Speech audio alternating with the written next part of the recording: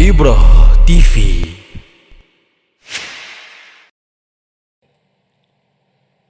Assalamualaikum warahmatullahi wabarakatuh. Bismillahirrahmanirrahim.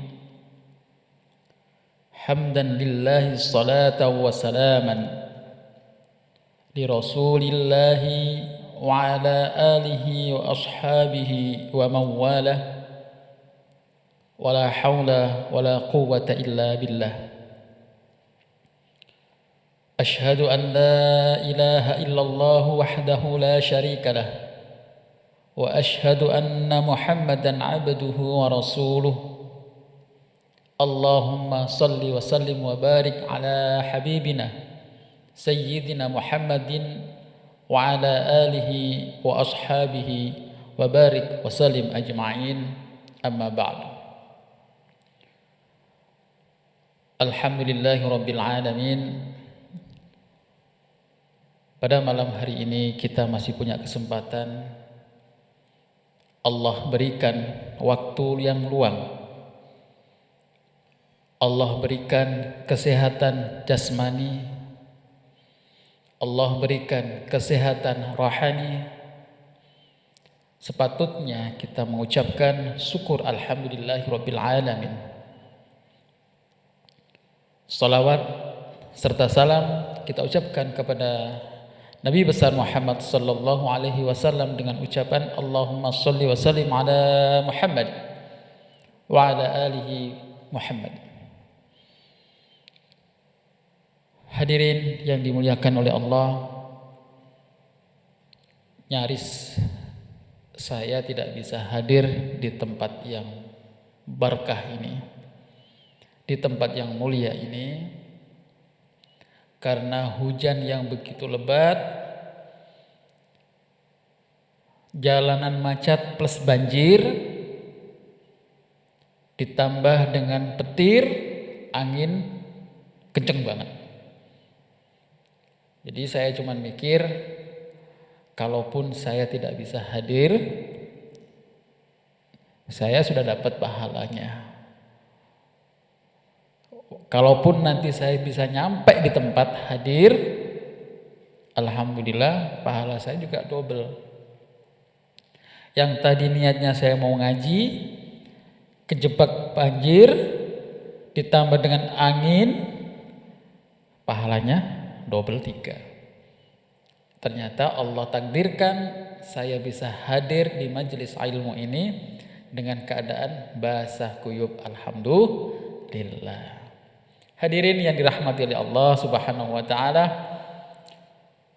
semuanya yang ada di bumi maupun yang ada di langit adalah hak milik Allah.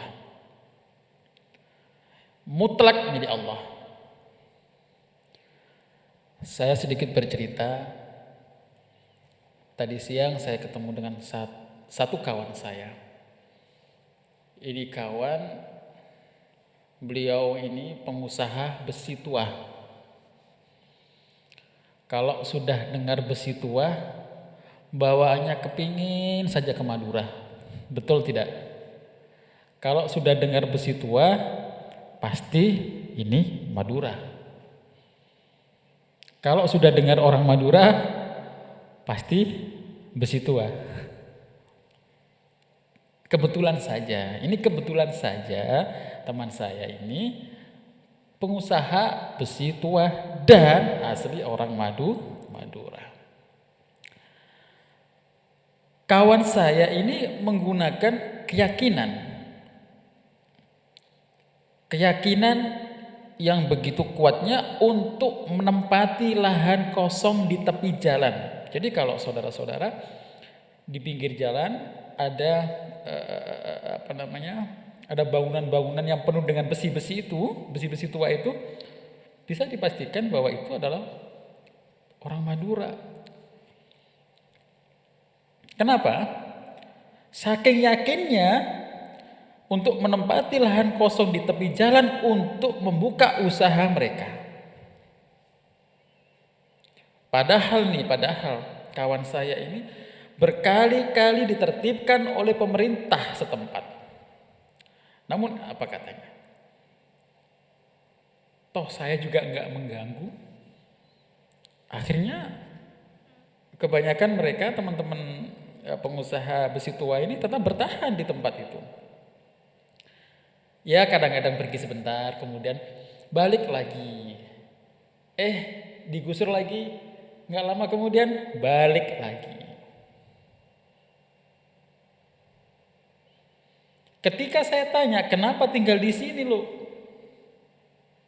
Apa jawabnya? Kan ini tanah Allah, ini tanah Tuhan. Lah, akhirnya saya berpikir, ini pertanyaan jawabannya kayaknya tepat juga. Tapi ada yang aneh ini jawabannya.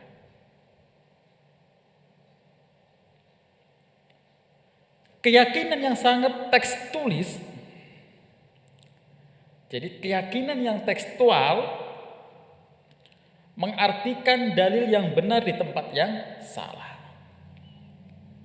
Teksnya benar bahwa seluruh alam jagat raya ini milik Allah. Tanah yang kita injak ini adalah milik Allah. Dan langit-langit yang kita pakai untuk berteduh ini juga milik Allah. Pertanyaannya, kenapa kalian tinggal di tanah ini? Jawabannya adalah, toh ini tanahnya Gusti Allah. Baiklah para hadirin yang dimuliakan oleh Allah, kita akan sedikit membahas persoalan ini. Kita hidup di dunia karena Allah. Yang menghidupkan juga Allah.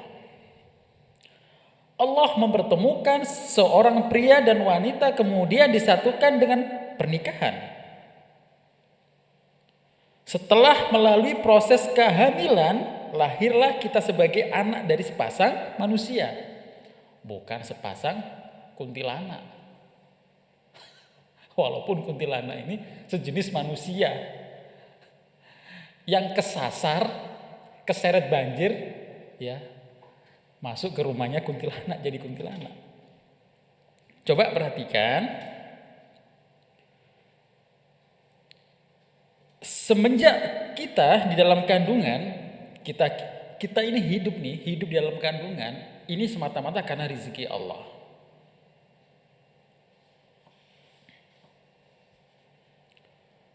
Sementara kita tahu ibu kita mendapatkan makanan dari mana?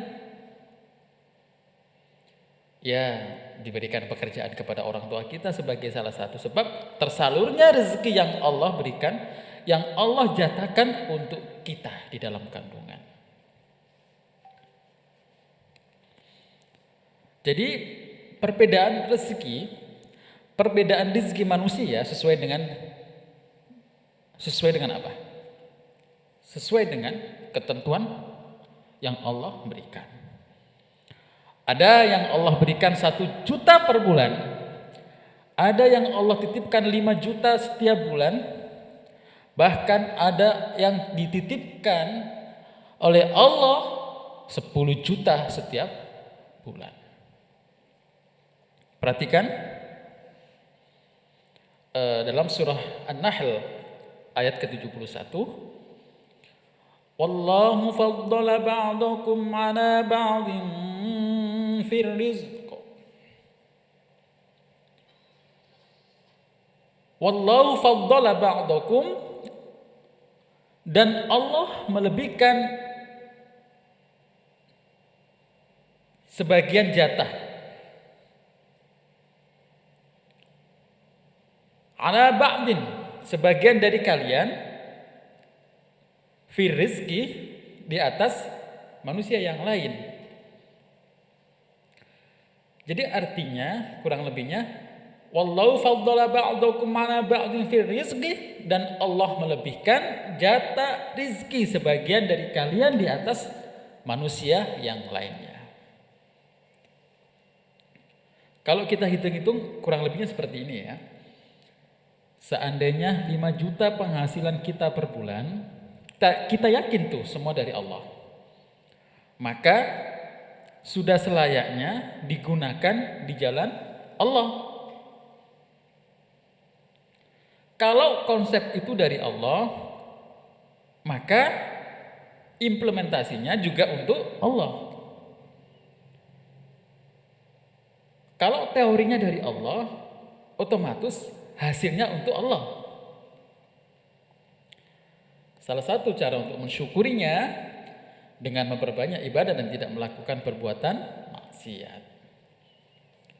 Jadi jatah 5 juta ini adalah anggaran pendapatan belanja dari Allah. Anggaran yang sudah ditetapkan Allah, yang sudah disetujui, diketok palu untuk dana operasional hidup kita selama 1 bulan. Nah, tentu setiap proposal yang sudah di ACC harus memiliki laporan keuangan yang benar. Proposal yang sudah di ACC harus mempunyai laporan keuangan yang rapi. Aliran dananya tepat, pengeluarannya juga jelas, tidak ada anggaran yang fiktif. Kalau kita ibaratkan di sebuah instansi misalkan, yang dijalankan oleh manusia saja kita dituntut untuk profesional dalam pengelolaan anggaran, maka bagaimana dengan laporan keuangan yang disusun oleh malaikat yang disupervisi langsung oleh Allah? Ini pertanyaannya. Pasti datanya sangat detail dan lebih valid. Misal nih ya, sekali lagi saya sampaikan, uang 5 juta kita alokasikan 5 juta untuk pembelian gadget misalkan. Berikut pembelian paket data internet. Maka handphone yang kita pakai adalah milik Allah. Dengan paket data juga dari Allah. Bahkan semua akses internet juga milik Allah. Pokoknya apapun siapapun operatornya dan dimanapun letak satelitnya, jadi semata-mata semuanya milik Allah. Rasanya juga sangat tidak logis jika akses internet itu kita gunakan untuk sesuatu yang bukan untuk Allah. Jadi perlu saya tegaskan kembali, dari Allah untuk Allah. Jadi semacam kayak paham demokrasi, dari rakyat untuk rakyat. Perhatikan baik-baik para jamaah. Salah satu tanda kasih sayang Allah, ketika seseorang akan terjerumus ke dalam dosa besar, terjerumus dalam kemaksiatan, Allah Subhanahu wa taala akan memberikan hambatan-hambatan kecil agar perbuatan dosa itu tidak terjadi. Seseorang yang sudah berbuat dosa agar tidak terjadi. Seseorang yang sudah berencana ingin pergi ke tempat maksiat, dalam perjalanannya Allah akan memberikan dia hambatan kecil sebagai bentuk peringatan atau warning agar dia segera membatalkan rencana maksiatnya. Bisa jadi kondisi jalanan dibuat macet, bisa jadi kondisi jalanan dibuat banjir, bisa jadi ada hambatan angin belitung, angin beliung apa belitung? Angin beliung ya. Bisa jadi ada pohon-pohon yang besar bisa tumbang sehingga kita nggak bisa jalan. Lantas ada barang yang tertinggal di rumah misalkan. Tiba-tiba ada telepon dari keluarga atau parkiran di lokasi itu susah didapat. Ini pernah saya alami. Kita ini mau parkir ke rumah sakit, ini kondisi sudah betul-betul drop nih. Cari parkir aja susah. Coba. Muter-muter saya. Sampai 7 kali tawaf saya. Nggak dapat parkir. Harapan saya putar-putar ini supaya nanti ada mobil di depan yang agak bergeser atau berkurang. Ternyata nggak ada juga. Jadi saya hampir 35 menit itu putar-putar rumah sakit untuk mendapatkan parkir, nggak dapat. Padahal sementara saya ini sudah drop waktu itu. Jelalah, nyampe di rumah sakit kemudian dapat parkir. Apa kata dokter? Tidak ada ruang yang kosong, coba. Allah sudah kasih sinyal nih kepada saya. Ibrahim, kamu sakit harus bersabar. Ini rumah sakit penuh. Cuman kamu tak kasih ujian lagi nih, putar-putar dulu. Cari parkiran. Toh nanti juga gak dapat kamar. Kamu sabar deh. Nah, akhirnya saya dapat pahala sabar. Biarpun gak dapat kamar. Nah,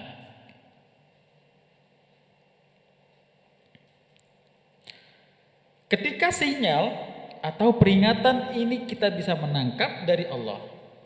Ketika sinyal ini diturunkan Allah untuk kita dan kita mampu menangkap maksud dan tujuan Allah, maka ada satu kalimat yang biasa kita keluarkan. Bacaan istighfar, astaghfirullahaladzim. Ya Allah, ampunilah dosa-dosa kami.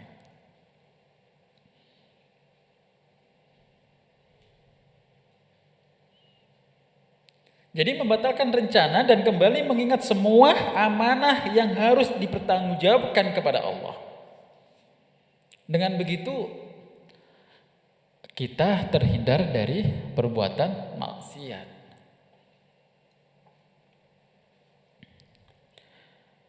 Ketika peringatan ini diabaikan, seandainya nih, maka apa yang terjadi? Perbuatan maksiat yang harus ditebus dengan dosa, dengan banyaknya kesusahan hidup di kemudian hari. Tidak ada dosa yang tidak bisa dipertanggungjawabkan. Yang luput dari pengawasan Allah tidak ada. Jadi semua dosa yang kita lakukan saat ini, kita akan menuai esok hari. Kalaupun di dunia tidak, maka di akhirat dilipat gandakan. Maka oleh karena itu, ketika kita mendapatkan musibah dalam bentuk perbuatan maksiat, segeralah minta ampun sama Allah. Agar supaya Allah ampuni selama kita masih hidup di dunia. Beda nanti kalau sudah Allah tunda, disiksa di dunia, Allah tunda di dunia, kemudian Allah berikan di akhirat, itu akan menjadi lipat ganda.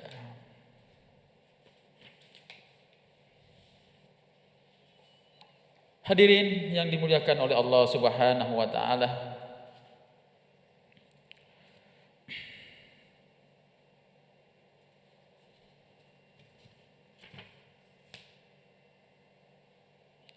Ketika kita mendatangi suatu tempat dengan tujuan bermaksiat kepada Allah,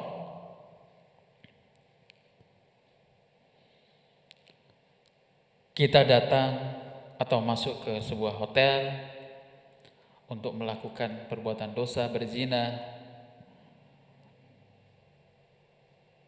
maka sebenarnya mereka atau kita ini sedang melakukan penyalahgunaan anggaran yang telah disetujui oleh Allah. Anggaran yang sudah dianggarkan oleh Allah untuk kita. Dan anggaran yang seharusnya digunakan untuk kegiatan ibadah, tapi digunakan untuk melakukan perbuatan maksiat.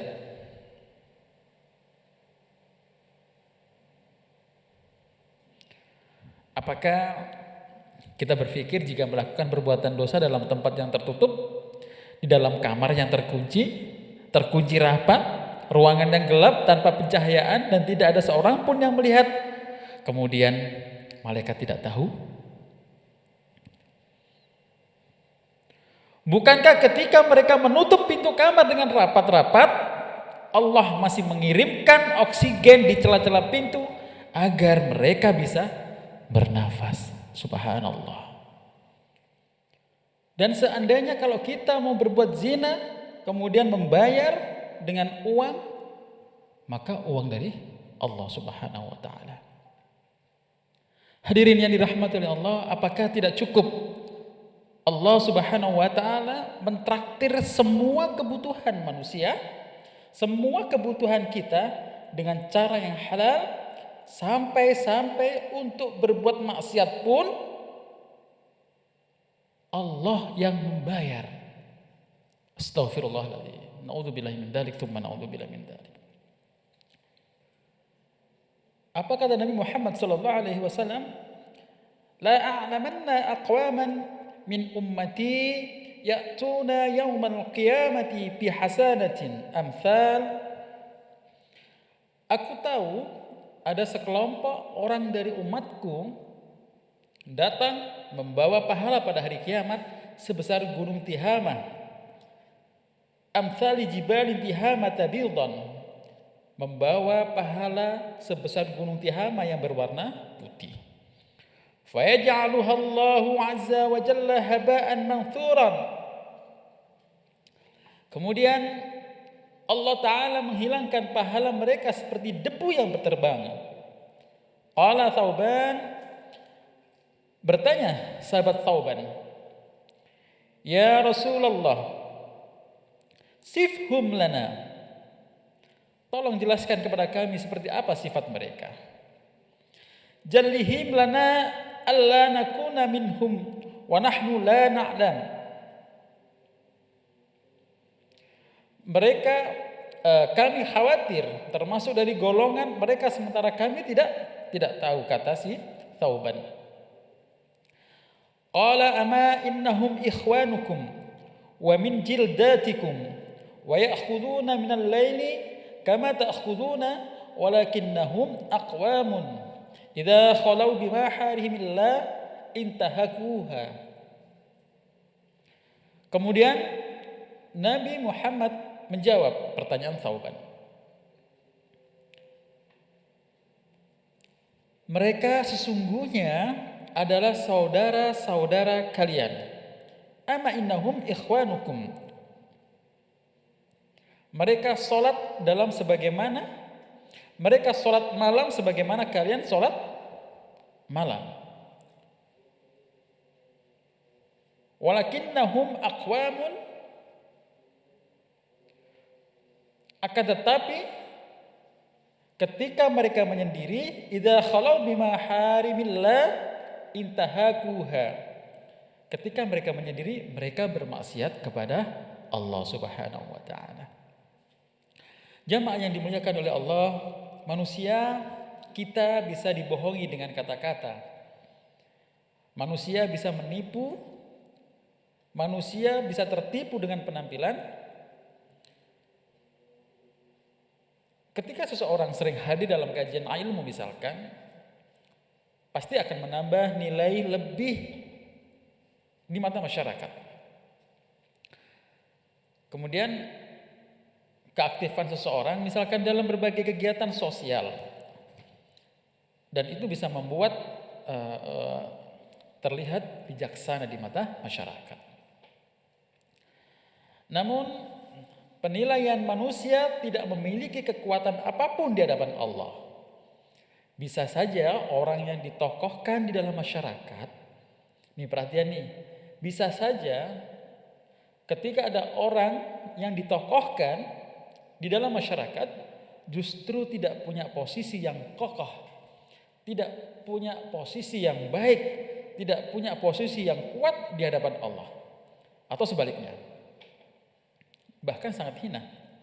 Dan sebaliknya bisa saja orang yang dianggap rendah oleh masyarakat justru malah memiliki posisi yang tinggi, posisi yang baik di hadapan Allah Subhanahu wa taala, karena Allah menilai isi hati kita, bukan bentuk rupa kita. Allah menilai hati kita, tidak menilai bentuk rupa kita.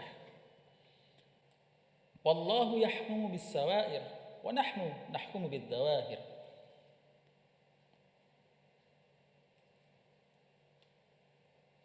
Kemudian Ada salah satu ulama yang berkata, a'malul birri yaf'aluhal barru. Perbuatan baik bisa dilakukan oleh orang baik. Wal fajiru wala yaqwa ala tarkil ma'asi illa sadiqun. Dan tidak ada orang yang kuat untuk meninggalkan perbuatan maksiat illa sadiqun, kecuali orang-orang yang jujur di dalam agamanya. Saudaraku yang dimuliakan oleh Allah Subhanahu wa taala, saya bisa umpamakan seperti halnya mutasi rekening bank kita hanya mencatat rekaman angka dan huruf saja. Ini kalau kita perhatikan buku tabungan kita, kalau kita ingin melihat mutasi kegiatan keuangan di bank itu, kita akan melihat catatan ada angka dan huruf. Di buku itu tidak bisa mendeteksi halal atau haram sumber dari mana. Betul tak? Tapi mutasi yang dicatat oleh malaikat yang selalu bersama kita tidak bisa dimanipulasi.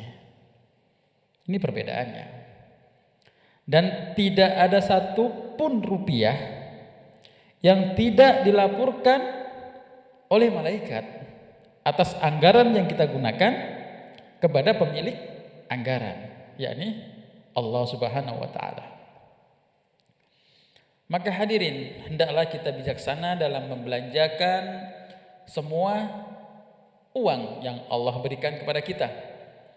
Karena kelak di akhirat semuanya kegiatan mutasi keuangan kita semuanya akan di print out oleh Allah, tidak bisa mengelak lagi. Jadi hasil print out itu akan ditempatkan, maksudnya hasil print out itu akan ditampakkan jelas kepada kita, kepada keluarga kita, kepada semua manusia, kepada anak-anak kita, kepada istri kita. Tidak ada dusta di antara kita sudah. Sepintar-pintarnya kita, sepandai-pandainya kita untuk menyembunyikan rahasia keuangan kita di hadapan manusia, tidak ada yang tersembunyi sedikit pun di hadapan Allah. Wallahu ya'lam ma tusirruna wa ma tu'linun. Allah Maha mengetahui atas apa yang kita sembunyikan dan yang kita rahasiakan. Jadi tidak ada dusta lagi di antara kita. Maka oleh karena itu, jika kita tidak rela anak kita menggunakan uang untuk berfoya-foya, menggunakan uang membeli narkoba, menggunakan uang untuk berjudi, menggunakan uang untuk bermiras, dan seterusnya, maka Allah lebih berhak untuk tidak rela jika menggunakan uangnya untuk membayar maksiat. Hadirin yang dirahmati oleh Allah Subhanahu wa taala, saya berpesan kepada diri sendiri dan kepada jamaah, manusia itu hanya memuji saat kita tinggi, saat kita kaya, saat kita makmur, saat kita jaya, saat kita bisa duduk di meja makan bersama-sama, dan akan berbalik merendahkan kita di saat kita terjatuh. Sayangnya tidak semua dari kita bisa menerima kondisi seperti ini. Tidak semua dari kita mau tampil apa adanya saat kondisi finansial kita yang tidak lagi sempurna. Keinginan kita untuk selalu stabil finansial membuka pintu baru bagi setan untuk menjerumuskan kita dalam transaksi-transaksi yang dilarang oleh agama. Na'udzubillahi min dzalik. Semoga pertemuan kali ini membawa manfaat dan memberi hidayah untuk kita semuanya agar supaya kita mampu memanfaatkan segala titipan yang Allah berikan kepada kita, harta benda kita, anak istri kita, semuanya adalah fitnah. Maka oleh karena itu, agar supaya kita tidak mendapatkan fitnah-fitnah dunia yang sangat kejam ini, maka kembalilah kepada Allah. Senantiasa mintalah petunjuk karena Allah. Karena apa yang diberikan oleh Allah kepada kita semuanya mengandung kebaikan, mengandung pahala ketika kita mampu memanfaatkan di jalan yang benar, jalan yang diridhai oleh Allah Subhanahu wa taala. Oleh karena itu, hadirin yang dimuliakan oleh Allah, semoga hidayah senantiasa hadir setiap saat kepada kita, dan mintalah hidayah kepada Allah. Jemputlah rahmat Allah. Segeralah minta ampun kepada Allah. Bertaubatlah kepada Allah. Maka tidak ada satupun dosa-dosa yang tidak terhindar. Tidak ada dosa-dosa kita setiap harinya kecuali semata-mata karena penjagaan oleh Allah Subhanahu wa taala. Amin ya rabbal alamin. Wal afu minkum. Assalamu alaikum warahmatullahi wabarakatuh.